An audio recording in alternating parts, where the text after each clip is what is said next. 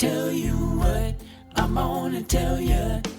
I'm gonna tell you what, I'm gonna tell you. I'm gonna tell you what, I'm gonna tell you. I'm gonna tell you what, I'm gonna tell you. I'm gonna tell you what.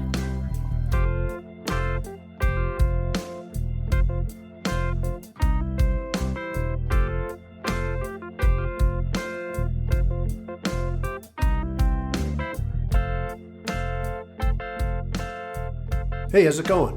Welcome to Tell You What, the podcast. We talk with musicians about songwriting and the creative process. My name is Mike, and our guest for this, episode number 56, is Abe Partridge. I know I've said this before, but this was absolutely one of my favorite conversations I have had in the years I've been doing this podcast. It was also a different conversation than we usually have here, less focused on the specifics of Abe's music and more on his fascinating personal story and how it led to his multifaceted artistic life. As you will hear, Abe walked quite a path as he eventually found his way to creating music and art. I won't preview too much of it here, as Abe does such a great job telling his own story, and it is a story indeed, told with honesty, self-reflection, and incredible insight. And it definitely helps that Abe is an entertaining storyteller. I recommend you check out all the different aspects of Abe's creative life. His music, of course, which you can find in all the usual places, including his most recent album release, Love in the Dark. Abe's visual art is terrific. In addition to what you can see on his website, he has created art for Tyler Childers, Charlie Parr, and others. The podcast that features Abe, Alabama Astronaut, is so great. What else? Oh, he has a punk band called the Psych Peas, which is a collaboration with members of the popular Americana band Red Clay Strays. You can find all this stuff and more at his website, abepartridge.com. So unfortunately, I ran into some ghosts in the machine while recording this one. About halfway through, the sound gets kind of rough. But if you're enjoying the conversation as much as I think you will be, stick with it. The sound gets a bit better, and you'll be happy you do. Quick shout out to my Pittsburgh musical pal, Bryce Rabideau, who saved the recording from an even worse fate with some audio software wizardry. After our session, Abe did a show here in the Tell You What studios, and all I can say is this. If you ever have a chance to take in an Abe Partridge show, just do it. Tears and laughter. I will leave it at that. I'm grateful I got to spend some time with Abe Partridge. As you will discover in this conversation, he's a remarkable person, a true artist, and I so look forward to seeing what he brings to the world in the future. So for now, enjoy this Tell You What conversation with Abe Partridge.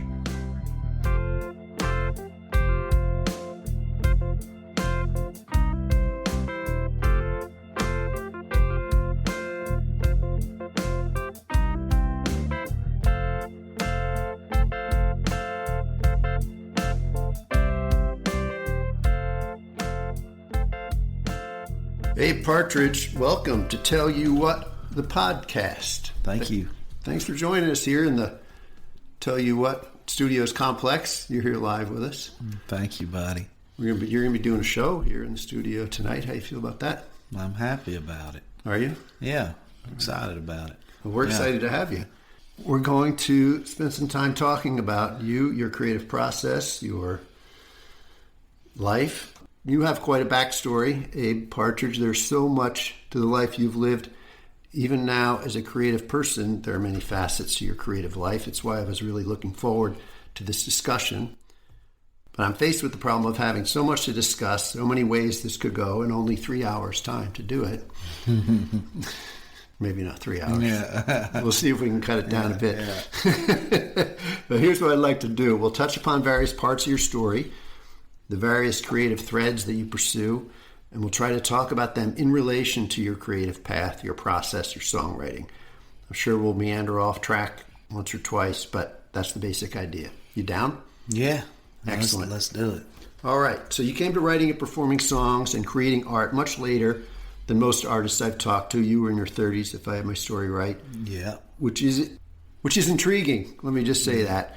when an artist takes a while to find their creative path, but we'll see if we can find our way there. I'm going to give a very condensed version of your story for our listeners' benefit before we dive in a bit, and then we're going to come back and touch upon some of these things. So, you grow up in Alabama, go to divinity school, a number of them, different divinity schools, I guess, eventually graduating, spend a number of years preaching, eventually pastoring at a Baptist church in Kentucky, right? Mm-hmm. There's disillusionment with that life, the return home to Alabama with your young family. You next join the Air Force, serve in the Gulf for several years, right? Yeah. Mm-hmm. Generally correct? Generally, Okay. We're going to go back so you can correct any of this stuff. I'm really skating over this. Somewhere in here, you begin writing songs, creating art, eventually begin playing them for people, making and selling art as well. That is the basic outline of the story. Yeah. It's a lot. Yeah. So for now, let's go back. Young Abe, growing up in Alabama, how much was music a part of your life when you were a young man, a kid? Were there thoughts at this point? Any thoughts of making your own music, playing music for people, being a rock star, dancing in your head? Was that ever in your head when you were younger? Well, my mama was a piano player at church. Okay. And then sometimes she would have people come over to the house and she would teach them how to play piano, little kids and stuff. But I didn't learn how to do it because I was playing ball and I thought piano was for women to play. Yeah, which one of the big regrets I have in my life was not learning to play the piano when I was little. Then when I was about 12 or something, I heard Nevermind, that record by Nirvana. Yes. And then that's when I really started liking music, just absorbed with, MTV and grunge and rock, I guess is what they call it nowadays. But yeah. Well, what about making music? Were you thinking about making your own music as you? I couldn't play nothing. I liked to play ball back then. Yeah. Did you sing in church? Was any of that going on? Occasionally. Yeah.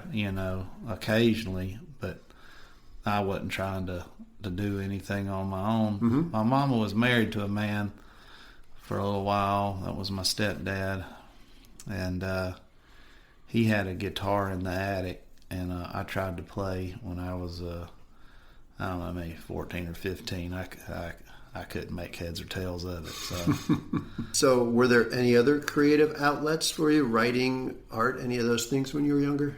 No, not really. I was just playing ball. That's all I cared about. Baseball. Baseball and basketball and football. Yeah. Yeah. I played all three of them. And that's really all I cared about up until I realized about senior year in high school that I wasn't good enough at none of them to play after that. Okay.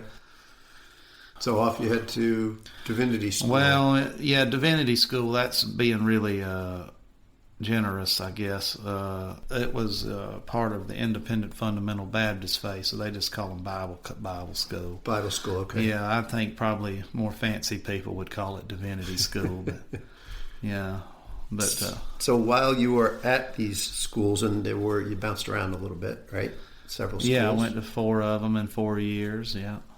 Were you trying to set a record of some sort, or? I was just trying to figure out what I was doing, buddy. Honestly, they had very strict behavior codes that I had struggles with meeting. And so, were there any creative outlets there? Were you starting to think about music in a different way? I was preaching. Yeah. I started preaching. I didn't that. I never wrote no songs or painted or nothing. I think I did read that you have talked about how you were restricted in what you could listen to while you were at these schools. Yeah, and in that faith in general, in the Independent Fundamental Baptist Church, it's very rigid on what is allowed and acceptable by way of entertainment and music and stuff. So when I was 18 years old and went into the Independent Fundamental Baptist Church, I had to get rid of all the rock and roll music. So I sold all my CDs and stuff, and joined up with the, with Independent Fundamental Baptist, and tried to walk that away for a while. Yeah. Yeah. But you, in the process, discovered older music. Is that right? Oh yeah, So I started playing instruments during that time. Oh, you did? Okay. Yeah. While you were at school. I wasn't writing anything. Yeah. But that's where I started learning to play music. I was 18 years old. I was attending my second Bible college in Chattanooga, Tennessee, and I had a guy that was a roommate, or not a roommate, but a dorm mate in the dormitory there, who was from North Carolina, and he could pick three-finger banjo a little bit. I thought that was really cool, and so I went to this pawn shop, and there was an $80 banjo that I bought. That would have been in like 1998, and I bought that. Like a really cheap, like just really, really, really bad banjo, and but I learned how to play on it. Yeah. And I taught that fella, showed me a few things, and I got the Earl Scruggs "You Can Play the 5-String Banjo" book. Yep. And then by the next semester, I was about to get kicked out of that one, so by next semester I went to one up in Knoxville. So I moved. It was actually in a place called Powell outside of Knoxville, but up in East Tennessee there, about 30 minutes down the road, there's a little town called Clinton, and there was a place called the Ciderville Music Shop. And it was like this old music store that was built out of pressboard and just thrown together on the side of this mountain. But like I think it was like Tuesday or Thursday or something, they would have these old time jams, with Okay. all these old men. All these old men would get together and play old time music and bluegrass music and stuff. And so I had that little Korean banjo, and I was going in there, and they'd let you sit on the outside if you wasn't no good. Right. And you could sit there, and that's how I learned to play music. Yeah. So I learned to play there at Ciderville. I used to go down there. I think it was every Tuesday or Thursday there while I was going. I went to that college for 2 years. Yeah. So do you feel like maybe the circumstance you were in within this Bible college community where you were not allowed to listen to current music kind of forced you to discover this other music? Yeah. And that was kind of a interesting circumstance that led you down a certain path musically.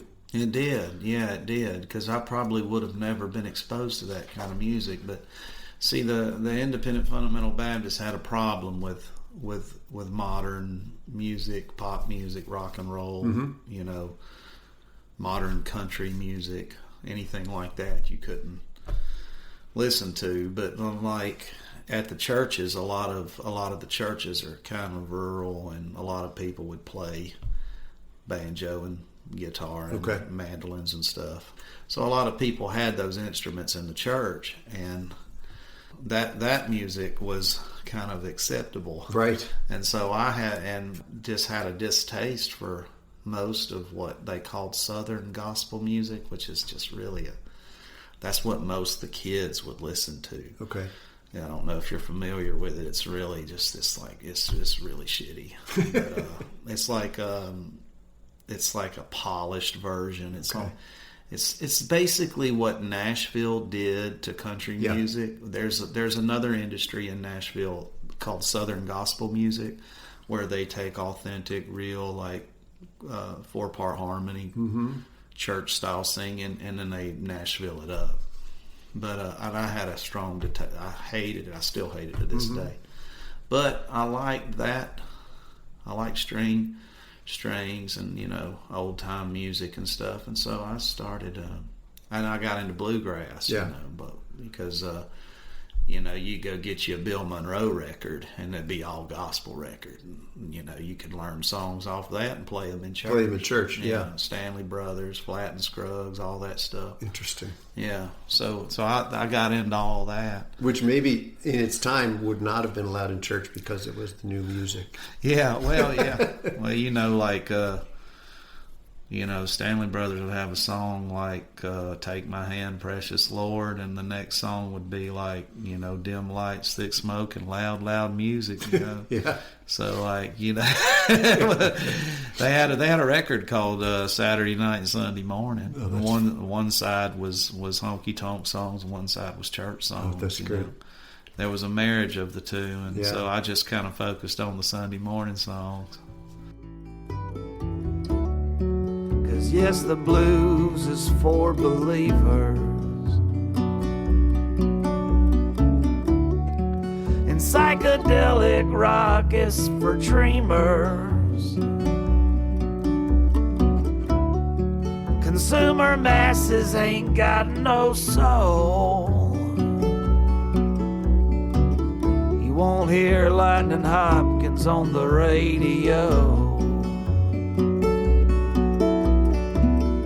You won't hear Lightning Hopkins on the radio.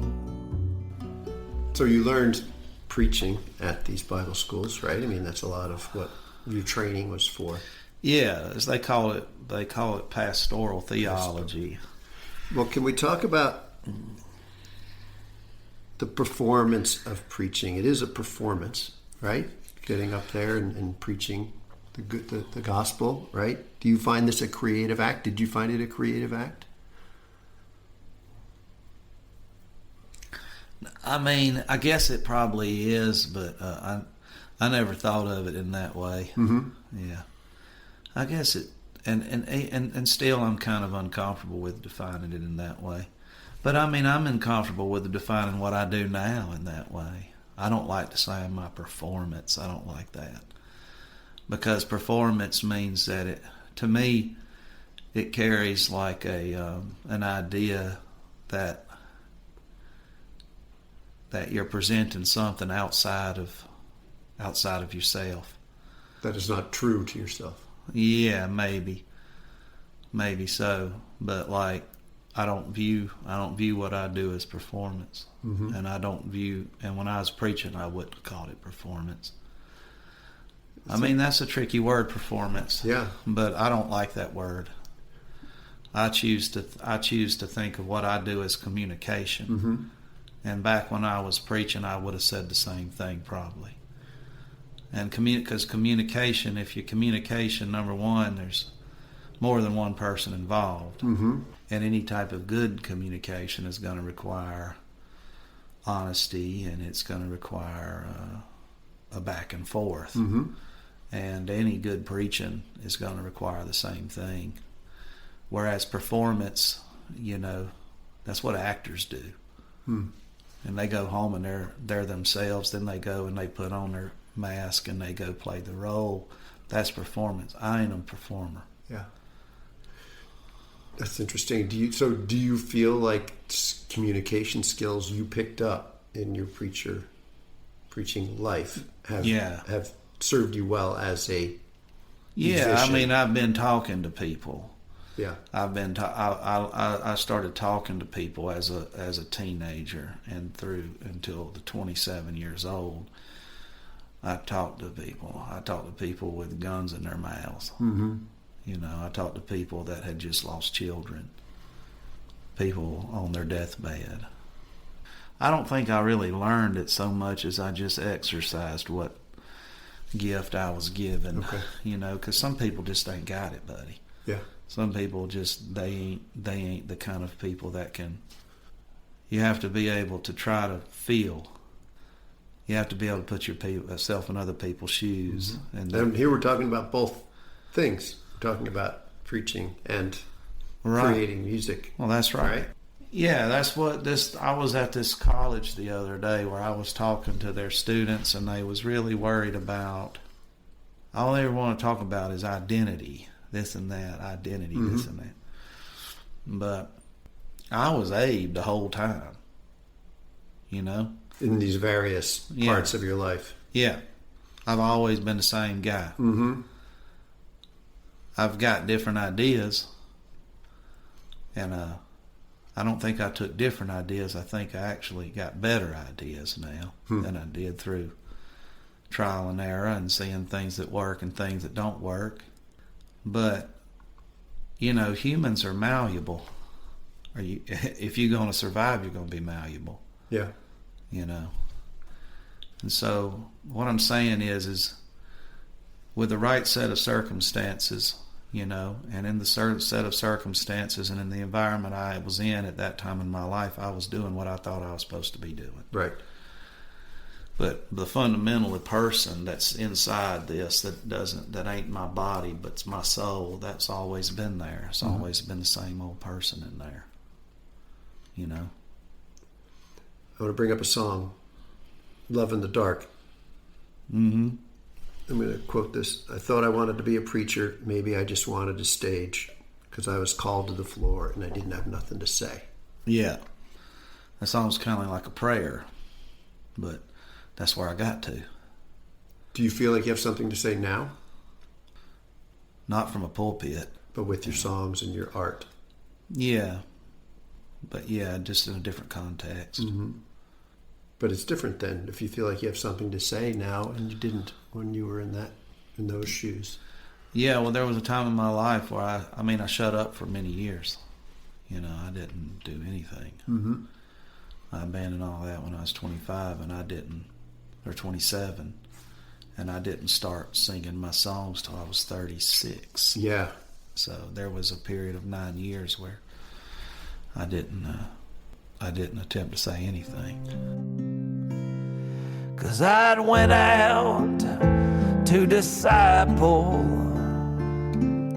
to set the mountains ablaze, and I had every answer. I knew just how to be saved. I thought I wanted to be a preacher. Maybe I just wanted a stage, 'cause I was called to the floor and I didn't have nothing to say. And I used to quench my candle.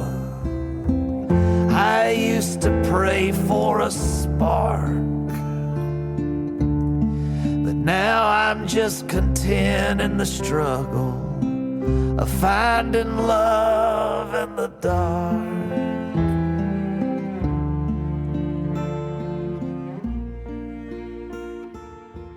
All right, so moving forward in your chronology, you get to a point where this path, being a pastor, preaching, you feel like it's not correct for you.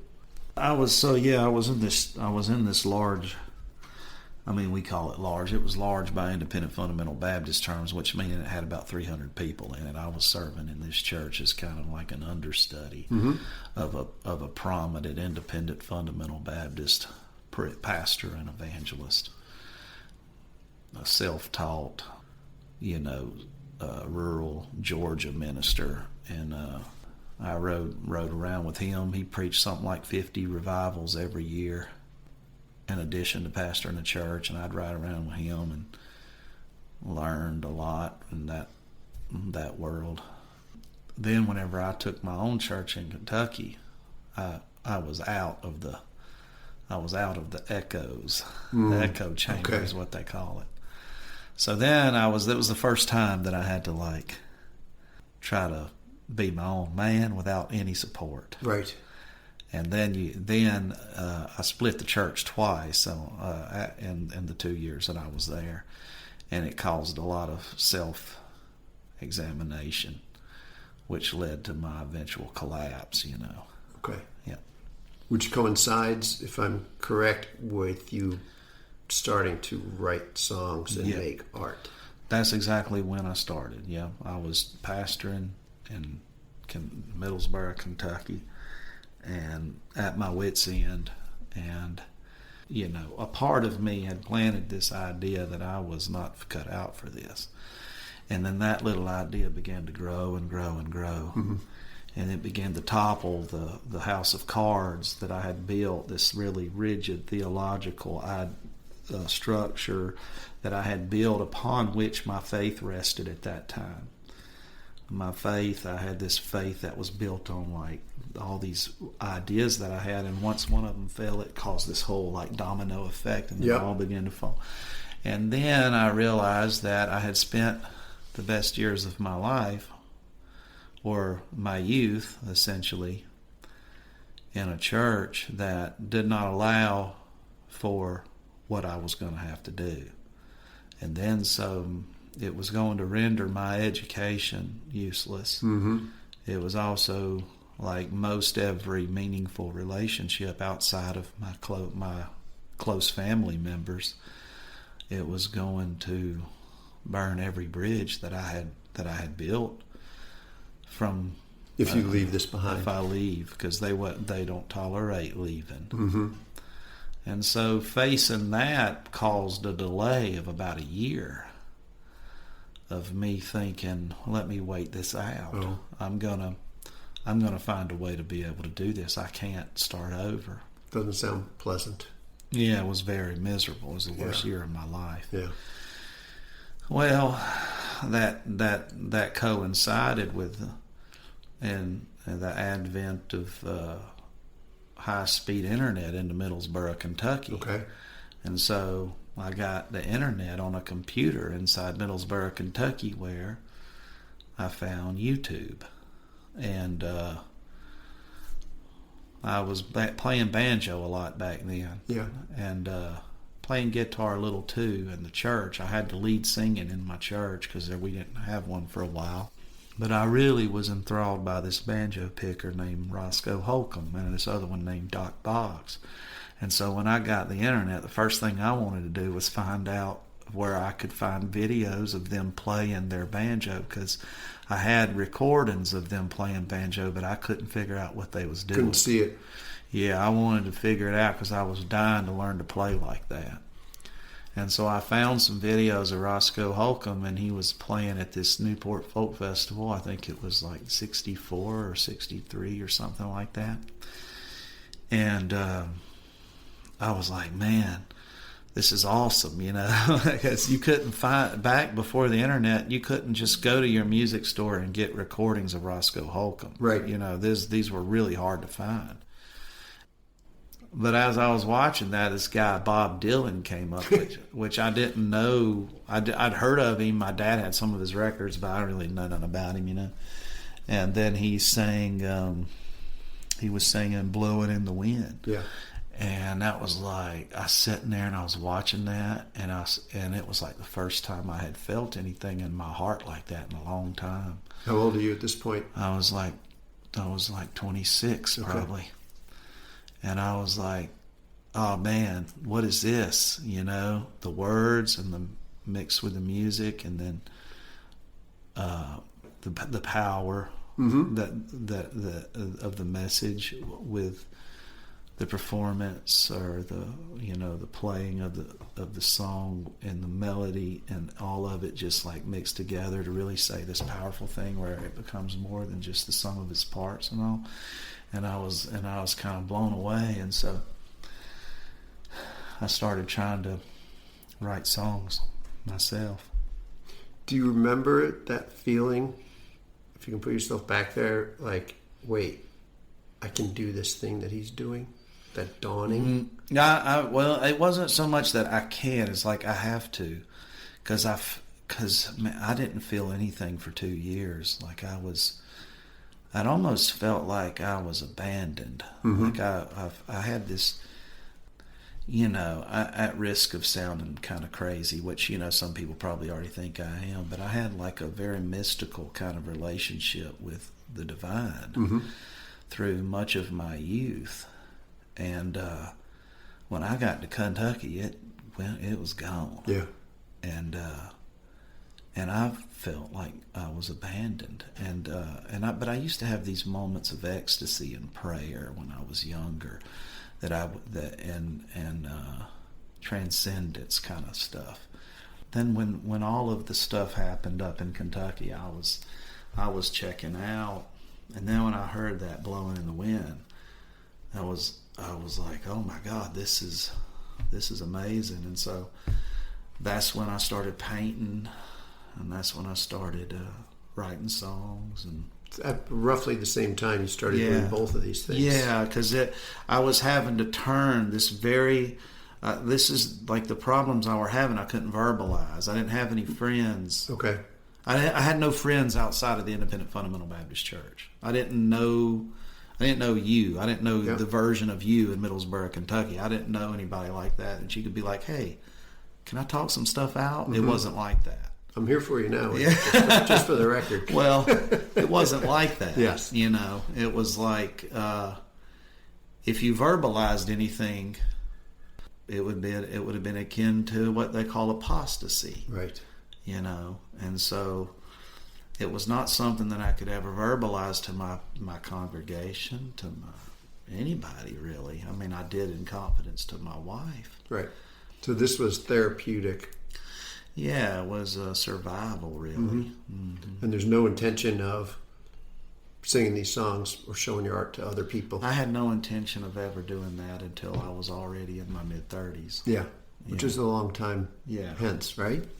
Yeah, I mean, this is like 10... I didn't sing my first song until like 10 years later. When you started writing songs, did you feel like there were messages or stories or whatever that had been percolating for a while that you had to get out, or was it more of just whatever was coming to you in that moment? It was just me. I mean, most all my early songs are just about my struggles with God. Yeah. What was happening in that particular time? Yeah, there was no story. I wasn't writing a story. I was writing prayers, really, and meditations, and they're meaningless to anyone but me. And you're using the guitar and the banjo when you're writing these songs at this point? Yeah, anything, harmonica. By the time I was preaching in Kentucky, I'd learned enough guitar and banjo and mandolin and harmonica to play in church. Yeah. They'd be a lot of folks, in the churches that play, and so I could pick up something and play with them. We're gonna fast forward again. Mm-hmm. You end up going back down Alabama, and your next step is to join Air Force. Yeah. We're jumping over some stuff probably here. But you end up over in the Gulf, serving the Gulf. Do you have your guitar there? Are you making music there? Are things progressing musically for you while you're serving? Yeah, I went over to a place called Al Udeid Air Base, and I was participating in Operation Iraqi Freedom and Operation Enduring Freedom. And when I went over there, I took a guitar. But I wrote songs. I've been writing the whole time. The writing songs became just, it was something I became passionate about. And it was the way that I survived, and the way that I organized my thoughts and my feelings.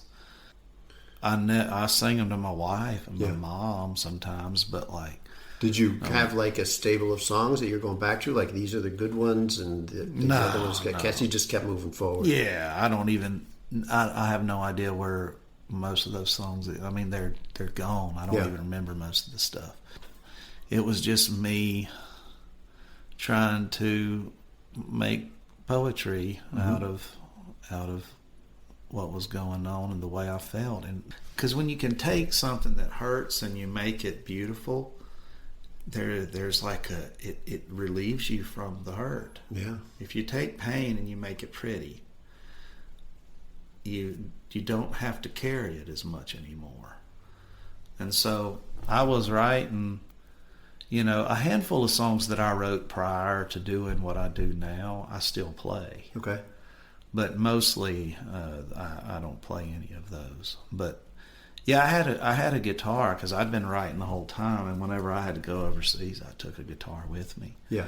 Yeah. So I was writing. I actually play a song that I wrote in the room that I was living in over there whenever I was not on duty. You play it now? Yeah, I still play it in my shows, yeah. Is that Colors by any chance? No, it's called The Undisclosed Location in Southwest Asia, Killing Floor Blues, yeah. That's a long title. And the bombs, they just keep a-falling from them undertakers in the sky.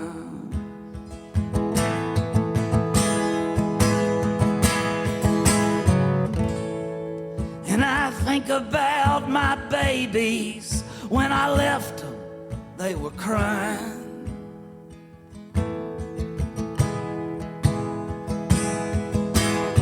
And I know I will never believe everything that I believed before.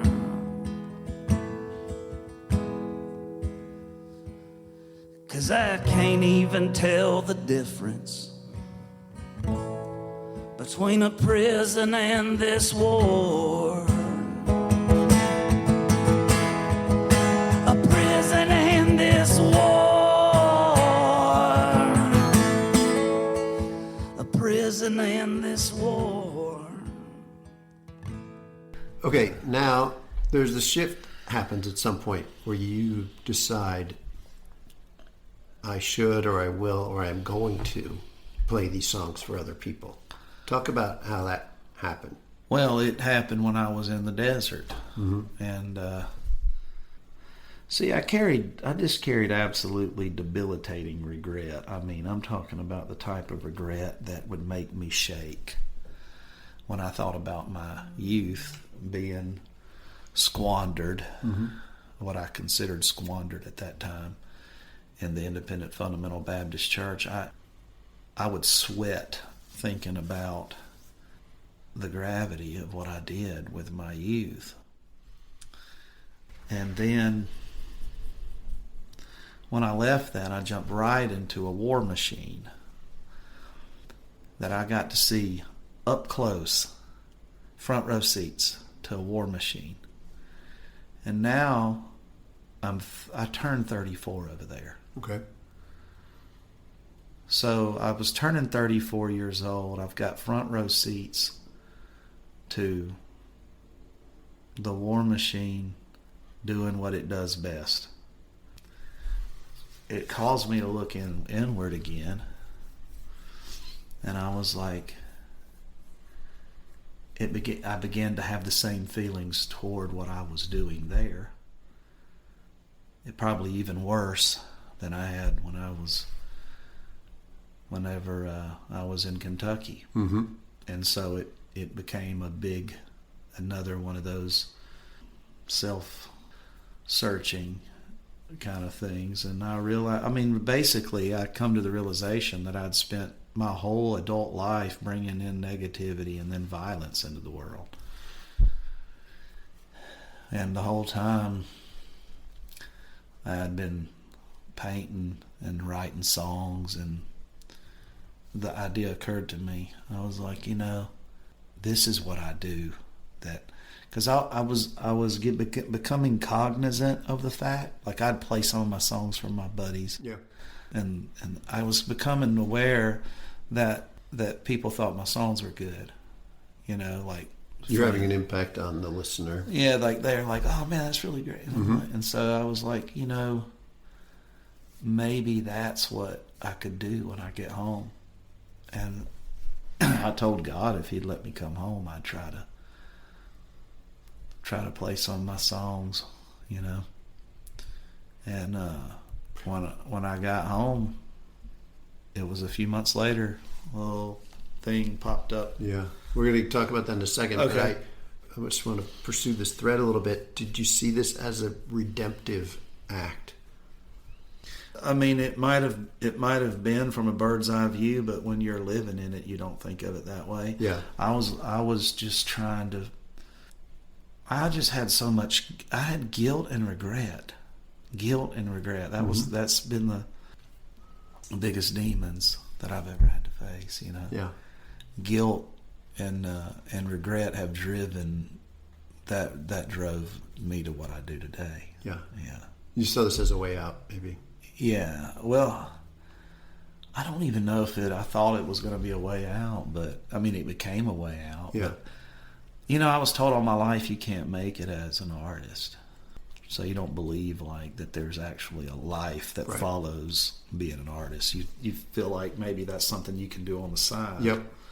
But it's not ever going to be a life because nobody makes it as an artist. Which brings me to my next story. Yeah. Next story you're going to get into. Tell a story about your first real gig. It's a good story if I have this right. songwriting event. Yeah. Yeah, man, you must have done your research here. You've done a deep dive. I have a lot of free time. Okay.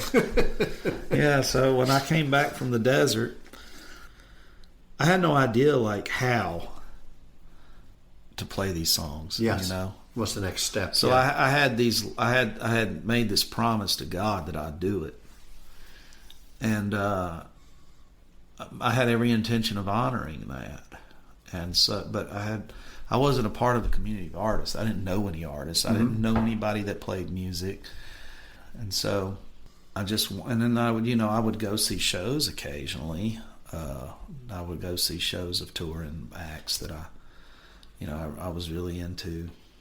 But I didn't know how you got your gig. Yep. I didn't know how all that worked, And so there was I don't remember if it was a social media post or a radio advertisement. I do not for the life of me remember, but some way I heard about this thing called a Gulf Coast songwriter shootout. And it was like free to apply. Yeah. And it was a contest of sorts. A contest, yes. Which is a whole other thing. It's a whole other sky. I'm not big on contests at this point. But however, like I do see I see the purpose in contests for folks that were in the same position or will be in the same position that I was at that time. But they were taking, I think it was 50 contestants, and you had to submit all this shit, and some songs. Well, I set my phone down and I played 2 songs, I think it was. Into your phone. And then I hit send.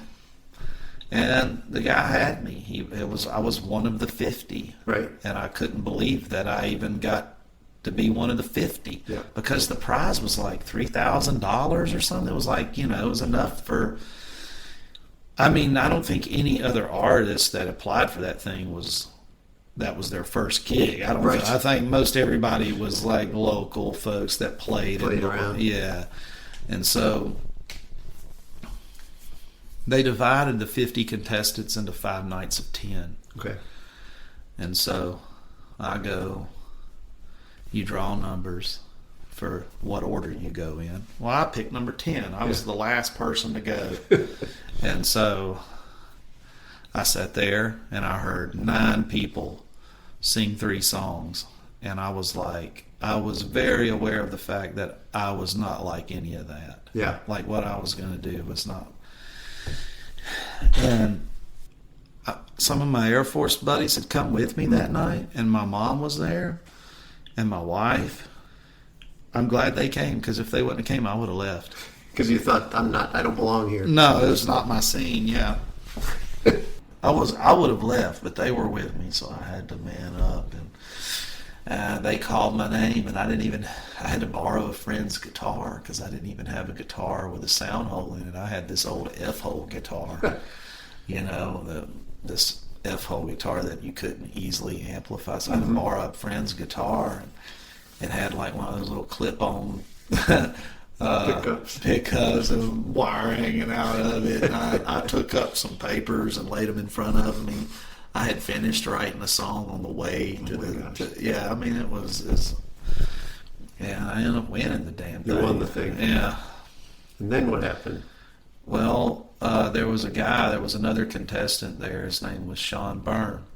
He was from Nashville. He was playing this thing because it was a big prize, right? Yeah. He's a seasoned professional, and he came up to me, and he was the first person that ever said, "I like your songs." Huh. Yeah. He came up, he was like, "I like your songs. Where do you play?" I said, "I don't play nowhere." I was like, "This is my first real gig, man," And he was like, "No way." He said, "Come up to Nashville and let's record." And well, he's recorded everything I've ever done. We're still friends. I mean, I was at his house just a few days ago. Every time I'm in Nashville, So here's the plot. Man waits until he's in his 30s to try songwriting and performing, and at his first gig, he more or less gets a record deal. I tell you, if I saw this movie, I wouldn't think it was realistic. Right, it doesn't, it sounds like I'm making it up. In fact, if somebody said, I've got an idea, for a storyline, I'd be like, yeah, that's a bad storyline. It doesn't work like that in the real world. A lot of the opportunities and what little success I've had a lot of it is just, happy little accidents that occur from time to time. And Well, you've had quite a path. It all led, a lot of the different things led to where you are now. Yeah, but I could have played on a different night. Yes. And Sean would have been in a different night. We would have never made that connection, and then my life would have probably went in a different angle, or at least my music career might have gone in a different way. Yeah. But put yourself out there, and you never know what might happen. Yeah. That's putting yourself out there is the key. Is the key. Right. If you don't put yourself out there, it will never happen. Yeah. We got a couple more pages of things I Go want ahead, to cover, Abe. Probably going to end up taking up more of your time than I promised. It don't matter, buddy. I'm here. All right. I want to talk about the Alabama Astronaut podcast a little bit. Okay. We can't get into all the various aspects of this podcast. Folks should definitely listen to it. It is fascinating. I found it hugely informative. I learned about American cultural history, about music, about theology. There's so much going on with this podcast. But in a nutshell, you set out on a project to learn about and eventually record some of the music of certain churches in Appalachia, right? Tennessee, Kentucky, West Virginia. Yeah. These churches featured snake handling as part of their religious beliefs and customs. Can you talk about the style of music you discovered? I was so surprised when I heard how, in a way, contemporary the music sounded. This was surprising to me. It was electric, like the instrumentation. Yeah, they play rock and roll. Yeah. I mean, it's rock and roll music. In fact, one of the streams of that led to rock and roll music comes from the Holiness Church. Okay. You know what I mean? It's not the reason I'm telling you that is because the music in those churches is not. It's not derivative of. It wasn't appropriating rock and roll. No. Okay. In fact, rock and roll came after. Okay. Yeah. That's interesting. This gets me to my next point. Talk about this project in terms of the importance of preserving and studying the musical traditions of this country. In the podcast, we hear about Alan Lomax, his field recording projects, but that's what you were doing here. Talk about how important you think that is in general, and maybe more specifically about this music that you were looking into. The music, it's an undeniable miracle when you are in the presence of it. And when I say that, what I mean by it is, like, I've taken people there. I'm not talking about taking holiness people. I'm talking about I've taken atheists and unbelievers, agnostics, people from other Christian ideas. The music is transcendental. It really has the ability to take you to a different place in your mind, in your spirit. And when I witnessed that for the first time, I became enthralled with the idea of, well, I've got to listen to this. I want to listen to it. And so I was already going to the Serpent Handled churches, but then when I heard that music, I was like, hold up, where is this? And so I began to hunt for the music, and there was no professional documentation of that music that existed. Right. So deep dives on the internet didn't dig up. There's nothing. In fact, the deep dives on the internet only proved, like I found that it had never been done. And so, and I happened to come along at a great time where there's a few churches that are just really got some wonderful musicians who are steeped in that faith tradition, who learned within the faith tradition, and they passed the music down. And so I was like, man, this is something, and so I set out on I'm still doing it. I'm going to go this month, actually, but recording the actual I record services. I record the services, yeah. Mm-hmm. And I capture this music, and I'm in the process of getting it into a form where it can be preserved, documented, and of course, no recording of it would ever supplant the experience of being there. Yeah, I wanted to ask you about that. So if you took these musicians, and you did this once actually on the podcast, I did. Brought them to a studio. Mm-hmm. So talk about what you lose. Is there something is lost? I imagine without that. Yeah, so they're unique in their lyrics and in their style. Okay. Their style. So, and I'm not.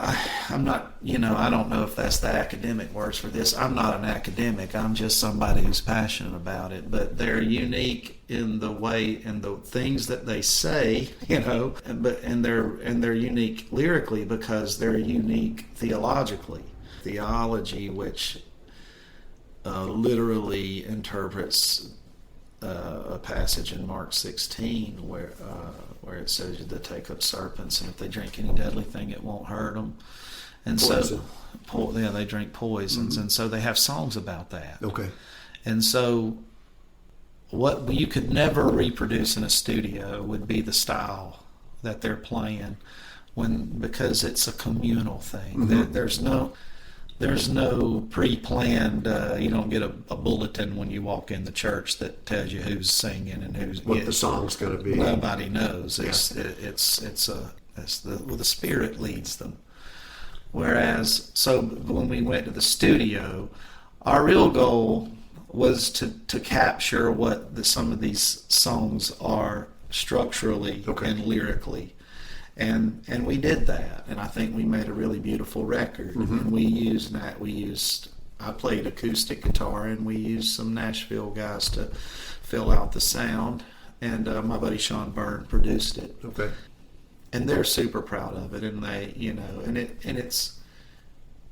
it's in the same way that some of them perform them outside the church. But when they perform them in the church, it's different. It's different, and you can only capture it live in the church. Yeah, you could never.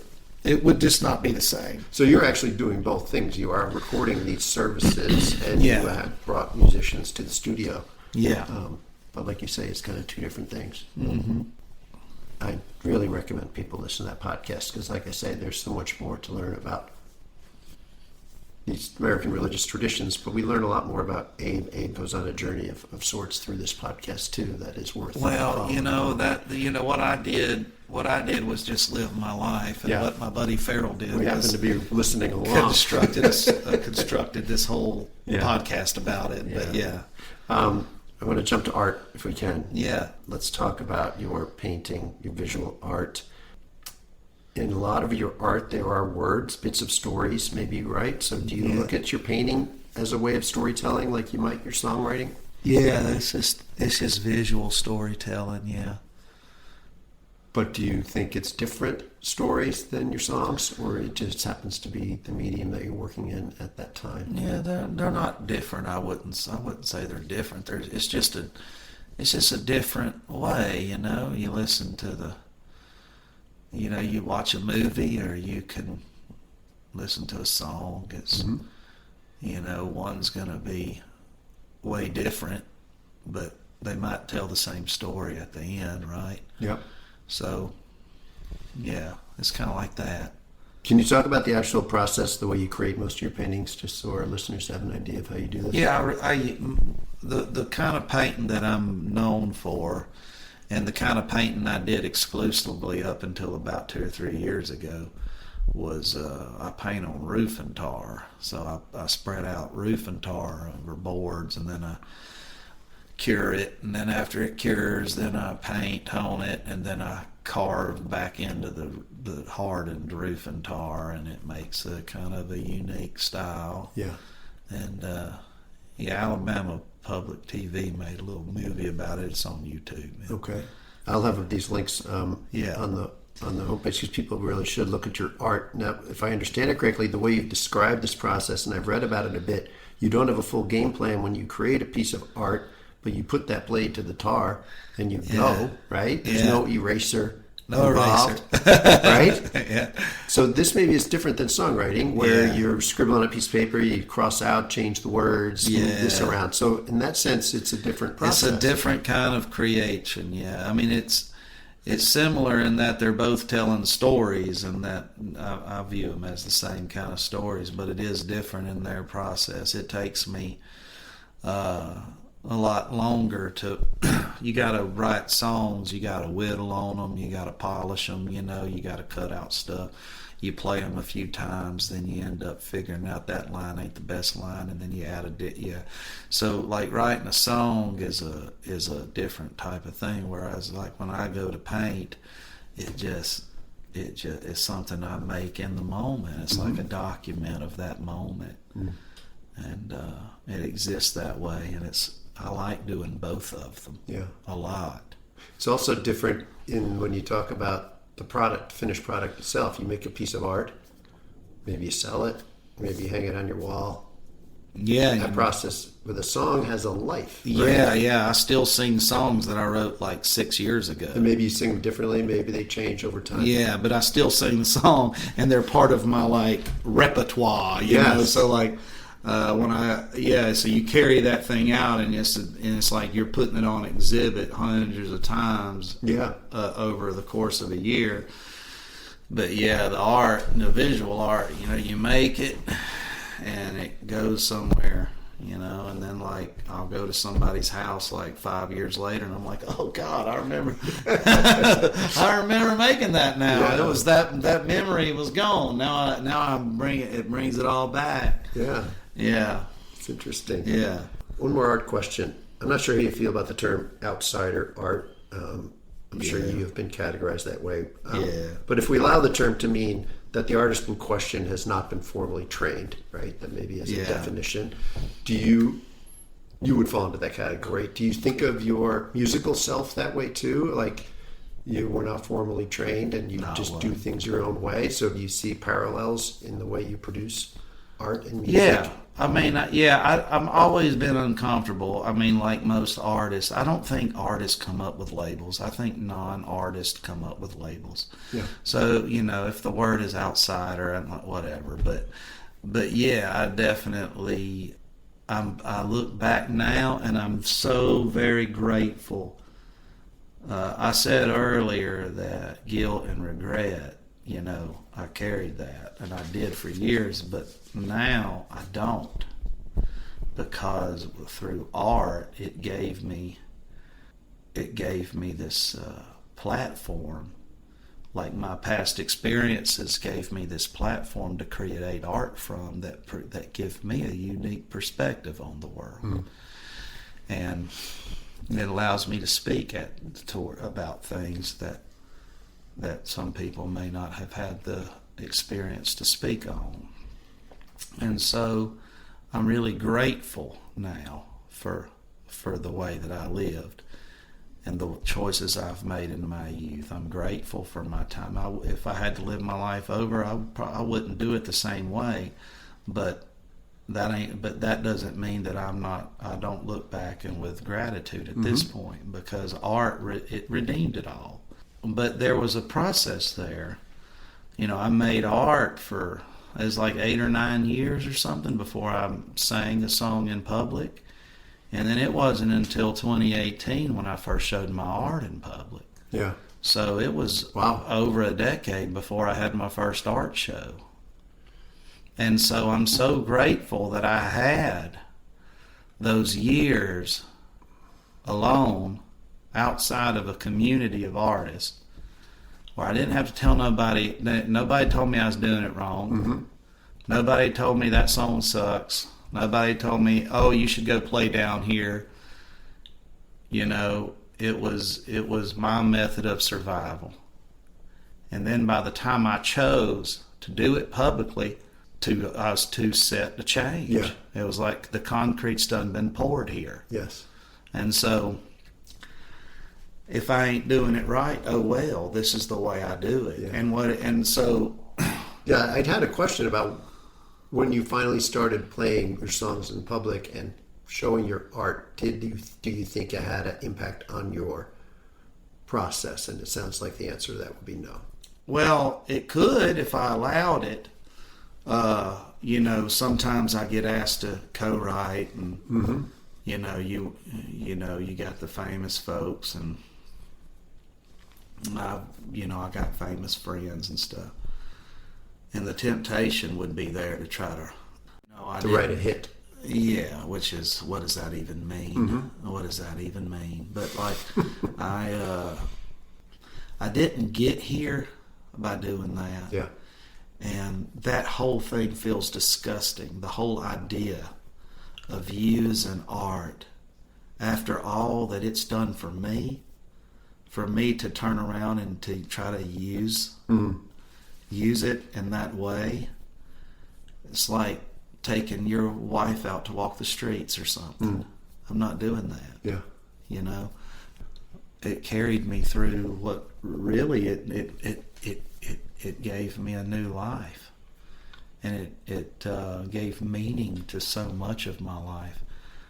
I have a disdain for art as entertainment, and art as for $1. The idea that you create art to sell. Right. That's disgusting. God's given us this beautiful way to communicate with each other in ways that we could never do with just words alone. Yeah. With music. For some strange reason, our brains can connect with music. And like, when I heard Bob Dylan sing Blowing in the Wind, that was a message that went straight to my heart. You know what I mean? How many roses a man must have before he called him a man?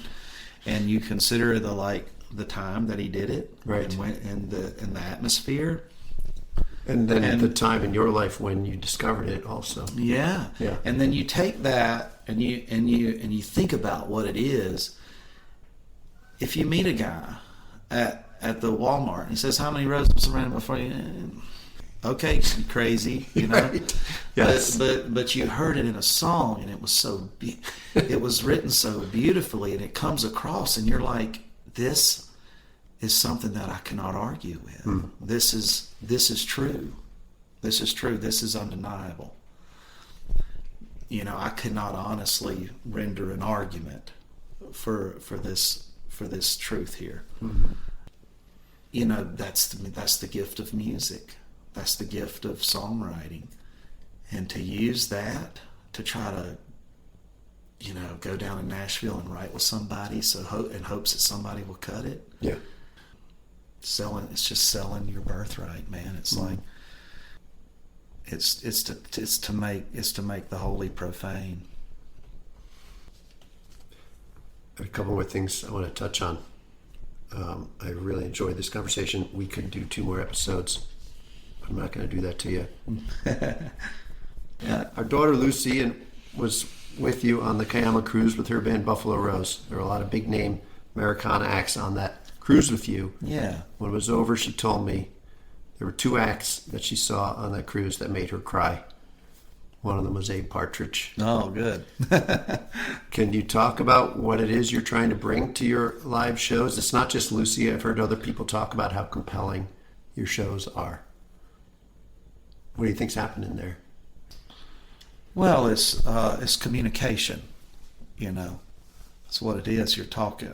I sing about real things that I experienced, and I got some ridiculous songs, lighthearted stuff that I mix in to kind of lighten the mood, because nobody can take that kind of downward pressure for an hour, but I talk about real stuff, and what humans are like. We're all like 99% the same. Yeah. We only differ in 1%, and that doesn't really matter who you are. We're all mostly the same, and we all mostly want the same things in life, and we all have the same types of desires for the most part. And so, like, whenever I'm singing about stuff and I'm talking about my own past, well, then other people have gone through so much of what I've done, my audience has done. Yes. Everybody's had they got their own twisted tale that led them to that seat. Yeah. And when you're talking about yours, they're thinking about theirs, you know? I mean, I don't know anybody that's honest that hasn't struggled with faith at a time or two in their life, you know? And it ain't, you don't have to agree with me at the end of the day. I'm not a preacher, but it's like just sharing these human experiences. Sometimes I think it resonates with people. I mean, well, I know it does. It definitely does. Yeah. I mean, that's what I've heard about you, and Lucy can definitely verify that. We haven't talked about your songs too much. I want to talk about one. Maybe you would consider this one of your lighthearted ones, but we need to talk about Abe Partridge's 403rd Freak Out. Yeah. It's quite a song. Tell us about this one. I wrote it when I was on, if you're a taxpayer, you actually help fund that song, because I was on Air Force duty. I was under a lot of stress. And I sat down with a notepad and wrote 20 minutes. I was like, I wonder what would happen if I just got out of this situation that I'm in by just letting my thoughts run. Stream of consciousness. Yeah, and so I just wrote. I was writing as fast as I could think. And then I just kind of was done. I didn't think nothing of it. And then a couple of weeks later, I was like, oh man, I'm going to make this rhyme. And I made it rhyme. Then I spent like 6 months trying to learn how to sing it, because it was so long and you had to memorize all the words. Yeah. And then it became like one of the songs that people asked me to play a lot. Yeah. So was it an interesting realization for you that your wild, wandering, anxious stream of consciousness, once put into rhyming form, would be so entertaining to people? Did I know it? Well, when you realized I just wrote down this crazy stream of thoughts, and it turns out people really like listening to it. Yeah, a lot of people are like, man, that's the way my brain works too. Yeah. Yeah, that's the number one thing that people say to me is, man, you read my mind, or something like that with that song. It's a great one. Thank you. Yeah, it's fun to play, and it's a fun one to watch people respond to. I can imagine. Yeah. 'Cause they have no idea what's coming. Well, especially like at that K-Amo thing where most of the people didn't know who I was. Yeah. It was fun to play that song, because people are like, at first they're like, what is this? This sucks, like, what is this guy doing? He's just losing his mind. Yeah, and then they listen, and then by the end of it, they're like, oh my God. And then one time I had a lady in Florida come up to me after I sang that song, and she said, how come you haven't just killed yourself yet? Oh gosh. Yeah, with all seriousness on her face, and I was like, damn. And just turned around and walked off. But yeah, so I get all kinds of reactions. I'll be editing in a brief snippet of the song into the podcast, but it will do it no justice. You need to listen to the whole thing. So I tell everybody that's listening to go listen to this whole thing. Then my mind turned to the scientists, explorers, and the greatest amongst us all, who gave their lives to learning and research and made great discoveries about the world. And then it occurred to me that all truth exists long before some learned man makes it known. I mean, if you think about it, E don't equal MC squared just because Einstein said it was so. And now considering this, science kind of seems like a waste. I'll just devote myself to art. At least an artist creates something of value, a unique representation of his heart. And then I looked around at this plastic world, and their frowning faces and their disdain for beauty, and all the poor starving artists dwelling at the fringes of a cold society. But you know that we would not have Fur Elise if it were not for this guy named Beethoven. And we would certainly not have the White Album if Paul McCartney never met John Lennon. And I said, well, maybe that's my problem. I miss my linen. Somehow that chance done passed me by. And that's the reason I'm standing here singing this stupid song and losing my freaking mind. I think we've taken up enough of your time, Abe, but I want to give you a chance to talk about any of your projects you want to. You're doing more with with your podcast and the field work, right? Yeah, I'm still working on that. We're working on season 2 of Alabama Astronaut. hopefully maybe next year we'll have the season 2 of that out. Mm-hmm. We've got this other podcast called Mark for Life, which is one of the people in the Alabama Astronaut season 1 that it's kind of like essentially like an audio book of his biography. I started listening to it. That man has a story to tell. I'll tell you.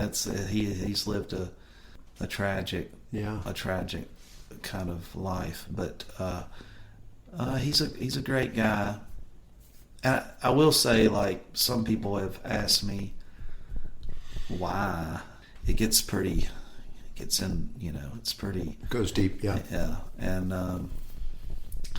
the main thing about it all is that, you know, we were just trying to show this particular group of people have always had their story told by others. Yes, the serpent handling churches have become fodder for bad documentaries and those kind of things, right?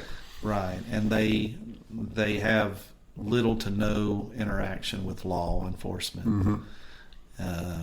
And because they stay away from law enforcement, but also because some of them are so welcoming and inviting, they've been ridiculed and exploited, mm-hmm. and then where if somebody had done to me what was done to them, I would hire a lawyer and sue them for libel and all sorts of things. Mm-hmm. But, you know, they kind of take advantage of them. So this was our attempt at letting one of the members of that faith speak. Tell his story. And I think what comes from that is that folks that you think that you have nothing in common with, you actually have a great deal in common with. Yeah. And people that you think may be 180 degrees from where you're at, once you hear the totality of their story, yes, and you hear why they believe what they believe, why they act like they act, how they got where they are,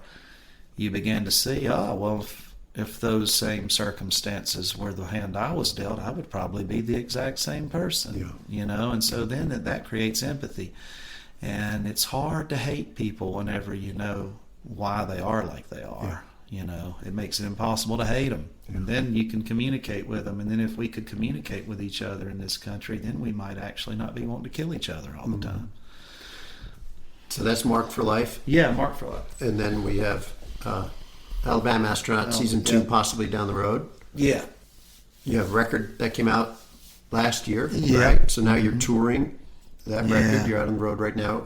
This is going to come out probably in a couple of weeks, so people will be able to catch you with opening for Matthew Sweet on this current leg. On the current thing, there was talks about maybe me joining him in the summer too, or maybe not. I don't know. He's going to be doing some touring probably in the summer too, but I don't know if I'm going to be on that run or not. But I will definitely be out there. I'll be out there. Yeah. What about your art? Do you want to talk about how people can look into your art? Yeah. So I have art. I have an art club. Mm-hmm. That's the best and easiest way to get any of my art is to join my art club. I think there's about 8, maybe 9 spots open. We limit it to 100 people every month, and I send out. I make a painting, and we make 100 prints of that painting every month, and we send it out to members of the art club. Okay. People can join that on abepartridge.com. And then if you want an original painting, you just got to email me because I take them on the road with me. Yeah. Sometimes I have stuff, sometimes I don't. So I just moved to a new house, and so I don't even have a studio set up yet. So the inventory is quite thin right now. But you have done occasional gallery shows. Yeah, I do gallery shows, exhibitions at colleges a lot. I had a showing at the Alabama Contemporary Art Museum last year. I have a book that contains most of my exhibit that was at the Alabama Contemporary Art Museum last year. It's available on my website. A lot going on, Abe. Yeah, my wife will listen to this and she'll say, you didn't even mention this. Yeah, so I'm always just making stuff, man. Yeah. Most of these things people can find by going to AbePartridge.com. AbePartridge.com. Yeah, you can find everything there. Yeah. Excellent. Everything ends up there. Well, Abe, thanks so much for taking the time. Yeah, This was a thank you. great conversation. It could have gone on longer, but I encourage people to check out your art, check out your podcast, listen to your music, all of it. It's all parts of Abe Partridge, the facets of this fascinating artistic gem. How about that? Well, thank you, buddy. All right. I'll take it. I'm gonna tell you what, I'm gonna tell you, I'm gonna tell you what.